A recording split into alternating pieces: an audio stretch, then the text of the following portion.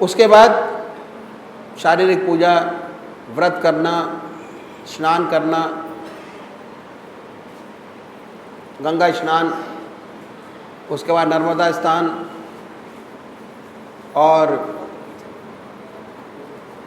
ये सारी चीज़ें, अभिषेक करना। और अभिषेक में लोग 2-2, 3-3 घंटे अभिषेक करते हैं बैठ के मंदिर के अंदर, अभिषेक करना। इन सब का फ़ायदा होता है, ऐसा नहीं कि फ़ायदा नहीं होता।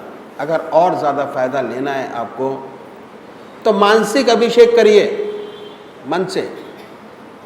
अभिषेक करने में क्या होता है कि हम बैठे हैं पूजा के आसन पर, हमारा ध्यान और कहीं रहता है, कहीं पंडित में चला गया, कहीं हवन सामग्री में चला गया कि है कि नहीं है, कहीं दूध में चला गया, कहीं दिए में चला गया, मन हमारा भागता रहता है। गृहस्थ की सारी चीज़ें अभिषेक करते हुए भी करते हैं हम, वही सोच, वही विचार, वही सारी चीज़ें। तो फायदा है, उससे ऊपर बढ़ने की ज़रूरत है हमको। और ऊपर कैसे बढ़ेंगे? जब मानसिक जाप करेंगे। उसमें आता है ध्यान योग, आनंद योग। ध्यान से आनंद है, ध्यान से सहज योग है, ध्यान से ही हठ योग है। योग अपनी जिंदगी में इन चीज़ों को जोड़ना, ध्यान योग। ध्यान को अपनी जिंदगी में जोड़ें, ऐड करें और बड़े प्यार से करें। तुलसीदास जी ने पूजा करने के बड़ी सुंदर तरीका वर्णन किया और ये तरीका सर्वमान्य है, सब मानते हैं इसको। उन्होंने कहा है पूजा करने के लिए 2 विशेष गुण हमारे सामने रखे, पहला विनय और दूसरा प्रेम। जब तक 2 गुण अपने इष्ट के प्रति पैदा नहीं हो जाते तब तक सच्ची पूजा नहीं बनती। अब बात आती है सच्ची पूजा बनने की। सच्ची पूजा कैसे बने? उसके लिए 2 गुण अपने अंदर पैदा करने पड़ेंगे, पहला है विनय और दूसरा है प्रेम।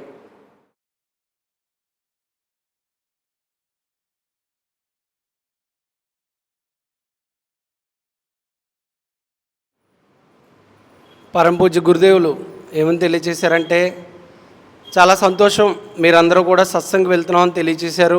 చాలా ఆనందంగా ఉంది. మన మార్గం ధ్యాన మార్గం.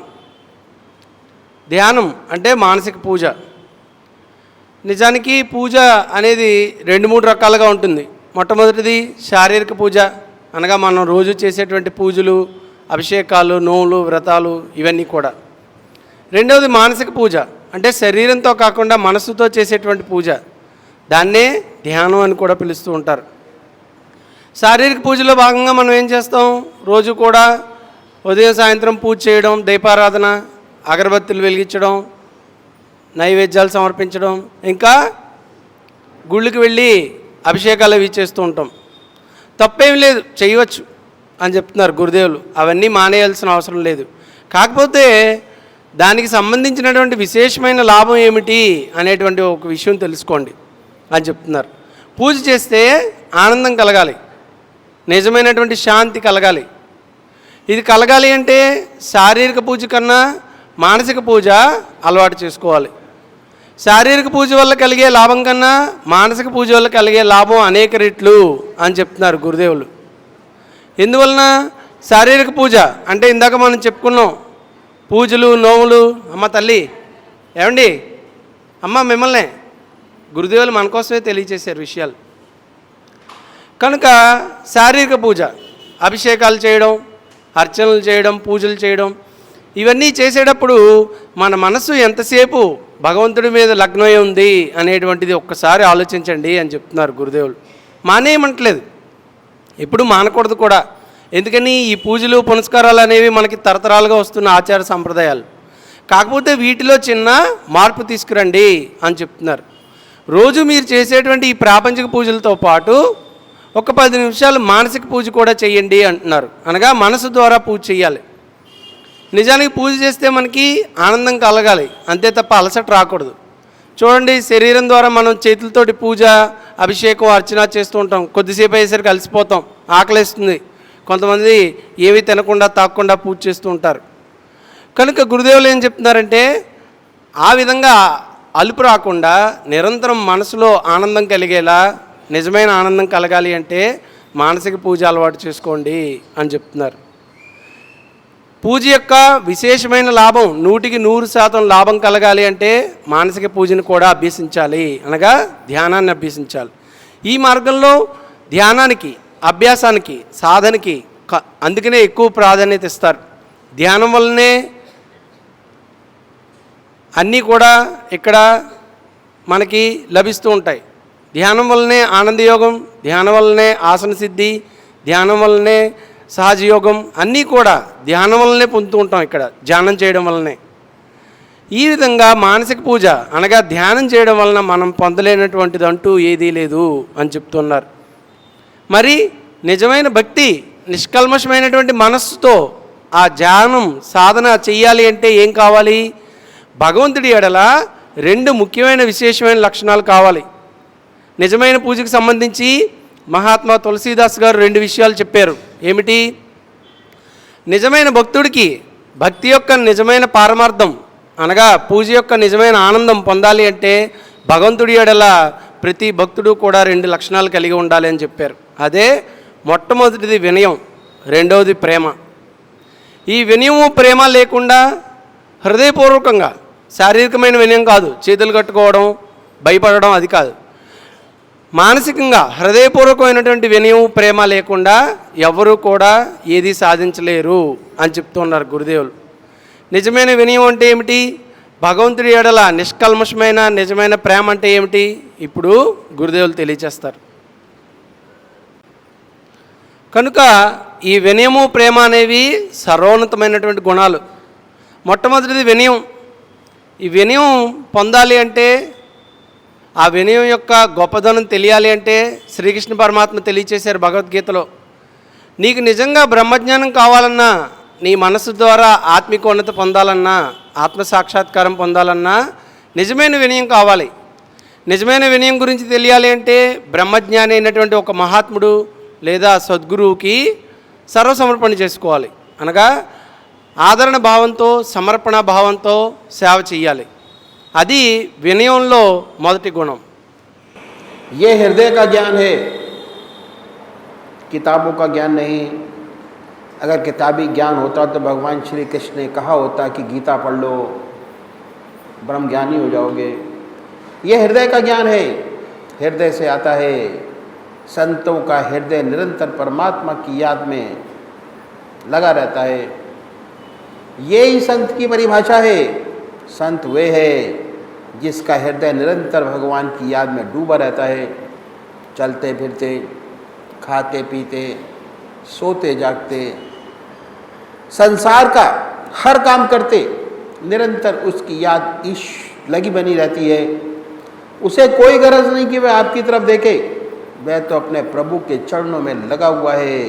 उसका हृदय अपने मालिक से लगा हुआ है। अगर आप चाहते हैं कि आपके हृदय में भी प्रभु के प्रति वही प्रेम, वही समर्पण, वही आदर भाव जागृत हो जाए, निरंतर आप ईश्वर की याद में डूबे रहें, तो आपको ऐसे संत का हृदय अपनी ओर खींचना पड़ेगा।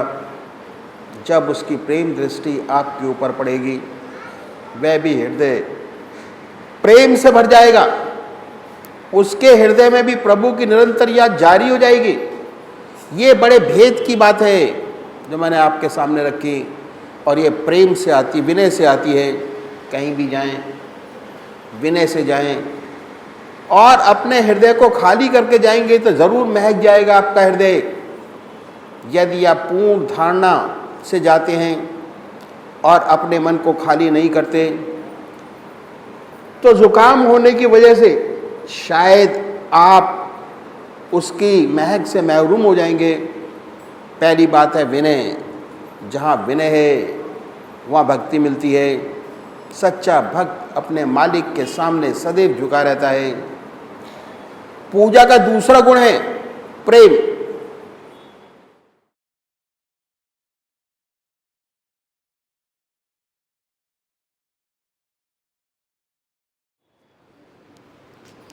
కనుక మనం ఇప్పుడు ఆచరించేటువంటి తెలుసుకోదగినటువంటి ఈ బ్రహ్మజ్ఞానం అనగా మనసు ద్వారా సాధన ద్వారా కలిగేటువంటి ఆత్మజ్ఞానం ప్రవచనాల వల్ల వచ్చేది కాదు. ఇది హృదయ విద్య. బ్రహ్మజ్ఞానం పొంది తరించినటువంటి ఒక సంత మహాత్ముడు లేదా సద్గురువు యొక్క హృదయం నుంచి మాత్రమే మరొక హృదయంలోనికి ప్రవేశపెట్టబడేటువంటి హృదయ విద్య. పరమాత్మను తెలుసుకునేటువంటి బ్రహ్మజ్ఞానం అనేది ఒక హృదయం నుంచి ఇంకొక హృదయంలోకి ప్రవేశపెట్టబడేది. కనుక అటువంటి సంత మహాత్ముడి యొక్క హృదయాన్ని మన వైపు ఆకర్షించుకోవాలంటే కావలసింది మొట్టమొదటి గుణం వినయం. వినయం అనేది ఎంత మహత్తరమైనది అంటే, ఏ భక్తుడి యొక్క హృదయంలో వినయ విధేయతలు ఉంటాయో తన సద్గురువు పట్ల కానీ తన ఇష్టదైవం పట్ల కానీ అటువంటి హృదయం పరిమళ భరితంగా సువాసన భరితంగా వెదజల్లుతూ ఉంటుంది నలుదిశలా కూడా భక్తిభావాన్ని. అటువంటి హృదయమే సద్గురువుని నీ వైపు ఆకర్షిస్తుంది. అటువంటి హృదయం వైపే సద్గురువు తన యొక్క ఆత్మిక శక్తి ప్రసరణని చేస్తూ ఉంటారు. కనుక మనం ఎల్లప్పుడూ కూడా గురువు వద్దకు వెళ్ళినా మహాత్ముడి వద్దకు వెళ్ళినా పరమాత్మ దర్బార్లోకి వెళ్ళినా సరే ఎంతో వినయ విధేయతలతో వెళ్ళాలి. వెళ్ళేటప్పుడు మన హృదయాన్ని మనసుని పూర్తిగా ఖాళీ చేసుకుని వెళ్ళాలి. ఒకవేళ మనం గనక హృదయంలో ప్రాపంచిక ఆలోచనలు అన్నీ నింపుకుని వెళ్ళినట్లయితే భగవంతుడి నుంచి లేదా సద్గురువు నుంచి వచ్చేటువంటి ఆత్మిక శక్తి ప్రసరణ ఎంత మాత్రం కూడా మన హృదయంలోకి ప్రవేశించదు. చూడండి, జలుబు చేసిన వ్యక్తికి సువాసన భరితమైనటువంటి ఒక పుష్పాన్ని తీసుకువెళ్ళిస్తే అతడికి దాని సువాసన ఏ విధంగా తెలియదో అదేవిధంగా ప్రాపంచిక ఆలోచనలతో హృదయాన్ని నింపుకున్నటువంటి వ్యక్తి సద్గురువు సంత మహాత్ముడి వద్దకు వెళ్ళినా సరే ఆయన యొక్క ఆత్మజ్ఞానాన్ని ఏమాత్రం స్వీకరించలేడు. కనుక మహాత్ముల వద్దకు ఎప్పుడు వెళ్ళినా సరే వినయ విధేయతలతో వెళ్ళాలి. భగవంతుడి ఎడల నిజమైన ప్రేమ కలగాలి అంటే మొట్టమొదట కావాల్సింది అత్యున్నత గుణం వినయం. నిజమైన భక్తుడు ఎంతటి వినయ విధేయతలతో ఉంటాడు అంటే తన సద్గురువు తన యొక్క గురువు సర్వస్వం అయినటువంటి వ్యక్తి వద్దకు వెళ్ళేసరికి తనను తాను సర్వసమర్పణ చేసుకుంటాడు. ఎంతో వినయ విధేయతలతో వంగి వంగి ఉంటాడు. అటువంటి సాధకుడే తన సద్గురువు నుంచి తనకి కావలసినటువంటి బ్రహ్మజ్ఞానాన్ని పొందుతాడు అని చెప్తున్నారు. दूसरा गुण है प्रेम। प्रेम एक छोटा शब्द है, बहुत 2.5 अक्षर का बना है, पर बड़ा इंपॉर्टेंट है, महत्व का है। बिना प्रेम के परमात्मा नहीं मिलता। अगर परमात्मा से प्रेम करेंगे तो परमात्मा की याद बार बार आती रहेगी। कहा है राम ही केवल प्रेम प्यारा, जान लही जो जानन हारा। परमात्मा से प्रेम की प्राप्ति होती है। प्रेम के 5 गुण हैं और वो क्या है? पहला प्रेम का गुण है अदब, दूसरा है लज्जा शर्म और हया, तीसरा है विश्वास, चौथा है संतोष, 5वां गुण है त्याग और इसार। 5 गुणों से मिलकर प्रेम की सच्ची पहचान होती है। ये प्रेम की कसौटी है। प्रेम 5 गुणों पर अपने प्रेम को कसकर देखें कि कितना प्रेम आपका सत्संग से है, कितना प्रेम आपका आपके इष्टदेव से है, कितना प्रेम आपका परमात्मा से है, और उसके अनुसार कितनी कृपा दृष्टि उसकी आपके ऊपर है। उसकी कृपा आपको प्राप्त हो रही है।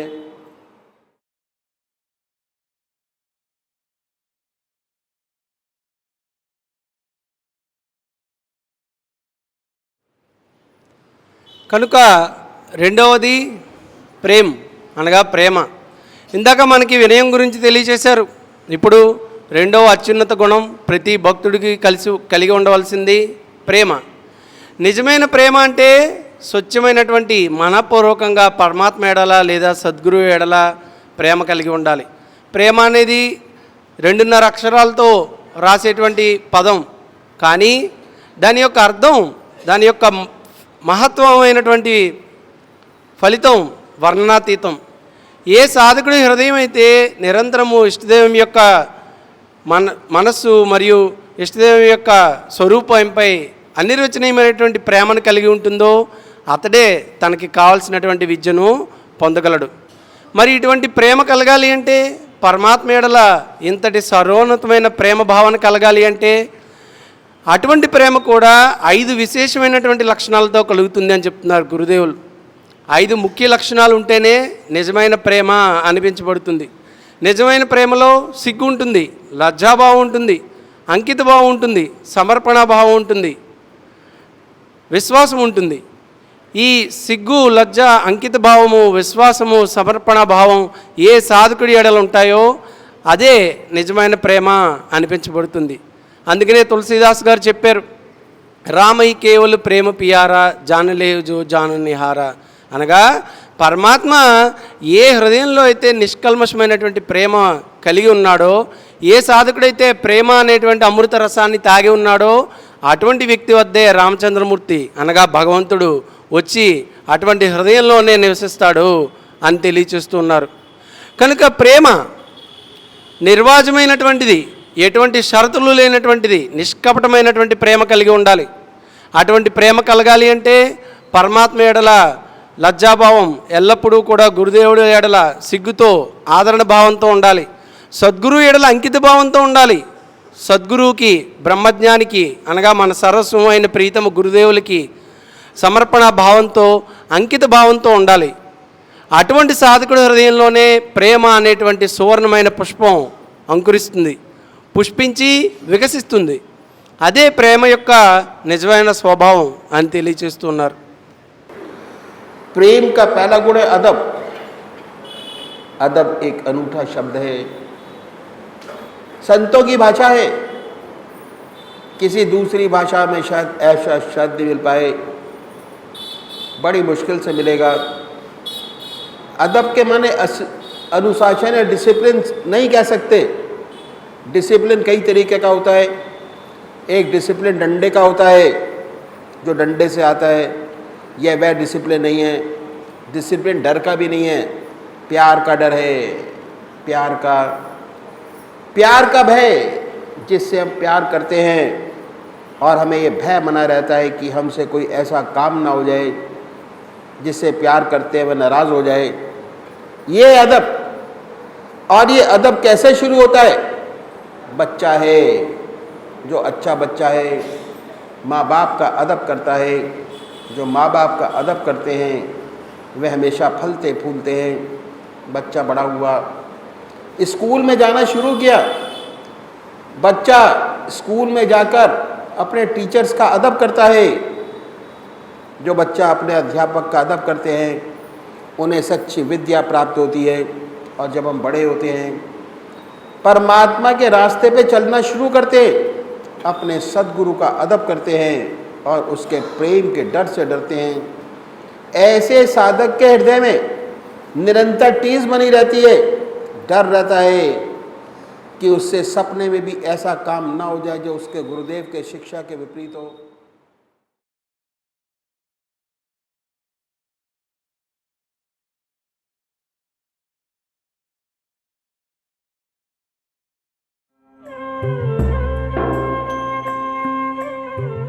ध्यान योग के कार्यक्रम आनंद योग से निशुल्क जुड़ने के लिए संपर्क करें 9810239677.